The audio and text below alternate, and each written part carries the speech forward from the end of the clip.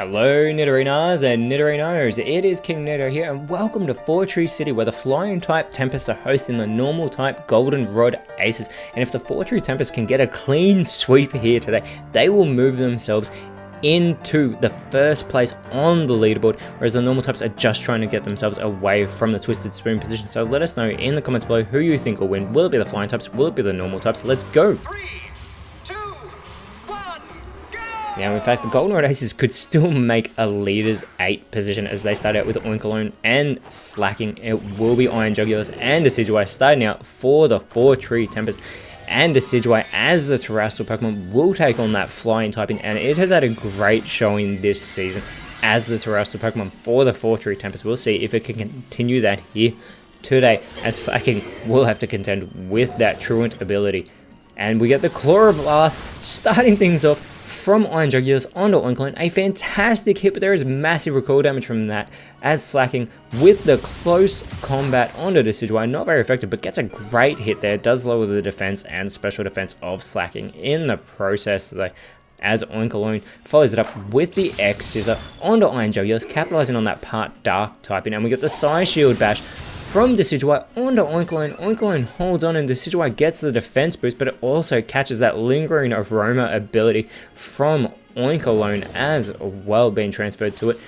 Iron Jugulus with the Feather Dance onto Oinkalone is going to lower that attack stat of the Normal type a great deal, and Slacking with that Truant ability is loafing around on the field. Oinkalone having to do the heavy lifting, goes for the Fissure, but the Flying types are immune to ground type attacks. This opens the door for Decidueye to go for the Waterfall onto Oinkalone, and the Normal type is taken out of this matchup. This is a terrible start for the Goldenrod Aces, as out comes Oranguru onto the side of the Aces. Iron Jugulus immediately going for the Darkest Lariat onto Slacking, gets a really good hit there onto Slacking as well, who responds with the Headbutt onto Decidueye. A fantastic connection, but now that lingering aroma is on Slacking. Slacking has lost the Truant ability. This is massive. It could do huge things. The Ingrain from Decidueye is going to plant those roots, so it will have its health restored in between turns, but Slacking has lost the Truant ability, everybody. The Gastro Acid from Oranguru is going to fail, and Decidueye is going to start having its health restored thanks to these planted roots. Iron Jugulus going for the Synthesis. It's going to have its health restored as well. These Flying types know exactly what they're up against here with this Slacking being unleashed, going for the skill swap to start things off with, which is actually really quite silly because all it does is switch the lingering aroma. With the lingering aroma, would have been amazing to see that Truant ability on Decidueye, but now Oranguru with the Curse here. Now it is going to lower that speed but boost its attack in the process. Oranguru is more of a special defensive Pokemon, does boost the defense as well. Decidueye with the Light Screen is going to make the Flying type side stronger against special type moves. And there is that Ingrain still restoring the health of Decidueye in between turns. I wonder if it could get back to full strength, but first the Spite from Iron Jugulus is going to cut into the PP of Oranguru, and if it runs out of PP, it will struggle and do damage to itself, as the Bug Buzz from Slacking onto Decidueye is not very effective. Does a little bit of chip damage, but Decidueye has the opportunity to respond with the Flail, doing great damage to Slacking there. Now Oranguru with the Self-Destruct, and Oranguru takes out everybody on the field, including Slacking after all that, and we do not even get to see it capitalize on losing that Truant ability. Iron Jugulus and Decidueye are taken out of the match as well. It's practically a field reset, except we have 4 Pokemon on the side of the Fortree Tempest. We have 3 Pokemon on the side of the Goldenrod Aces. Noivern comes out onto the Flying type side. It will be Weird coming out for the Aces. Honchkrow joining Noivern, and Tauros joining Weird on the field, and Tauros with that Intimidate ability will cut into the attack stat of the 2 Flying type Pokemon on the field. Noivern though with the speed advantage immediately going for the Hydro Cannon onto Weird. Weird is able to hold on, and it's revealed to be Hisuian Zoroark, and that would explain why Weird's Intimidate ability wasn't activated, as Zoroark with the Ice Punch, super effective hit onto Honchkrow. Honchkrow is able to hold on, but Tauros follows it up with the Psych Up. Instead of going for the 1-2 connection, it copies Noivern's stat changes, not that any have happened yet, and Honchkrow with the Victory Dance, feeling very confident, is going to boost its physical stats here, as well as boosting its speed. I wonder if it'll be able to move quicker than the 2 normal type Pokemon on the field now. And Honchkrow, keeping in mind, has that 125 base attack. See if it can capitalize as Noivern has to recharge. It goes for the head, but it goes for Zoroark, and with that Park Ghost typing is immune to normal type moves. This allows Zoroark to go for the Force Palm onto Honchkrow, who holds on, but it's left paralyzed, so it's going to lose that speed boost it just got, and it may even be unable to move as Tauros with the Stone Axe will finish Honchkrow off with that super effective move.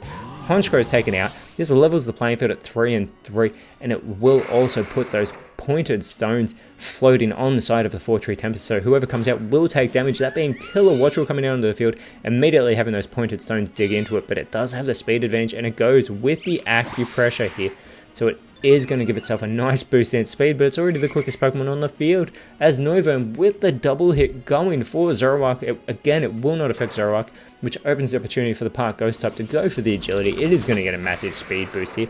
It might actually be able to move quicker than Noivern. Don't know if it'll move quicker than Killer Wattrel, but we get the false swipe onto Killer Wattrel from Tauros as the light screen wears off, and this is not a shiny Killer Wattrel, who goes with the Sand Tomb, eliminating Zoroark from this matchup. This puts 4-Tree Tempest back in front, and we know that Weirdy will be coming onto the field shortly, but first a headbutt from Noivern, minimal damage to Tauros. Tauros responds with the Kowtow Cleave.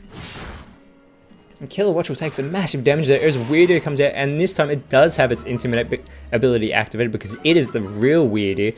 And yet again, Noivern has its attack stat lowered, but Killer Wattrel with that competitive ability gets a special attack boost. And now with the Shell Smash, it's going to cut into its defense and special defense to give itself an attack, a special attack, and a speed boost. And the reason it has the competitive ability is because the 4-Tree Tempest being the home side, they will all have their hidden abilities. Noivern looks to follow up that Shell Smash with the hold back. That is not a shiny Weirdeer, as Tauros with the Leaf Blade going for Killer Wattrel, and Killer Wattrel doesn't even get to capitalize on its boost because it is eliminated with that not very effective move. Weirdeer follows it up with the Weather Ball. There's no weather to capitalize on, especially no snow, but Noivern takes a decent hit there, and now out comes Talonflame to join it on the field, immediately taking massive damage from those pointed stones that were set up. Talonflame with the Bitter Malice, but it won't affect Tauros here. It is immune to ghost type moves. And Noivern with the agility giving itself a speed boost, but the 4-Tree Tempest already have the speed advantage, so this is pointless for Noivern to do. It needs to go on the offensive. Tauros going with the Sticky Web. Now, if any Pokemon were to land on the ground on the side of the 4-Tree Tempest coming onto the field, they would have their speed stats slowed, but there's no more coming out off the bench as Weirdeer gets to the defense and special defense boost from that Cosmic Power. Noivern now the quickest on the field, going for the Dragon Darts, hits Tauros with the first one for the little damage, hits Weirdeer for the second one with a little damage because it has its attack stat cut into twice in this matchup. And now Talonflame with the soft build will have its health restored back to full strength after it was cut into by those pointed stones, and now the light screen by Tauros will make the Golden Order Aces stronger against special moves. Weirdeer is going to follow up its teammate with the Aerial Ace onto Noivern, a good hit there on the Flying Dragon type. Noivern responds with the Sandsear Storm, but Weirdeer is able to avoid that attack. However, Tauros not able to get out of the way, takes all the damage from that move, and Talonflame follows it up with the Dazzling Gleam, also going for both normal types, hitting both of them, and Tauros is going to respond with the String Shot, and this will greatly lower the speed of both flying type Pokemon. I don't know if they'll necessarily be slower than the Goldenrod Aces though. And now we get the Outrage from Weirdeer, going for Talonflame, a great hit. Noivern is still the quickest on the field, now going for the Sandsear Storm, again hitting both Tauros and Weirdeer. Second time is the charm. Tauros is going to respond with the Boom Burst, so hits everybody on the field. Talonflame and Noivern barely hold on, but Weirdeer follows up yet another Outrage, super effective. Noivern is eliminated. If Weirdeer gets the third hit, Talonflame will be eliminated, but first Talonflame with the Ceaseless Edge. Not enough to take out Weirdeer with that super effective move.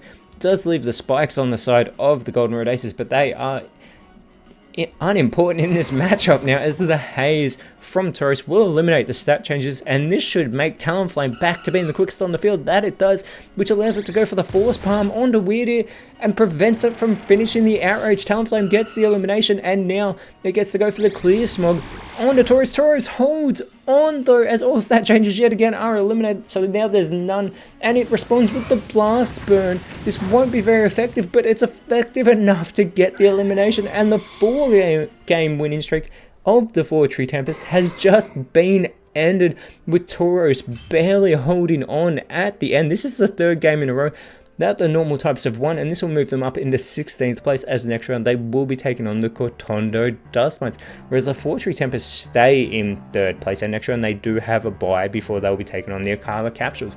But until then, Nidorinas and Nidorinos, thank you so much for watching. Let us know in the comments below who you thought was the best on field, and if you enjoyed what you saw, please leave a like, share, subscribe, but more importantly, always remember, you are awesome, and I'll see you when you see me.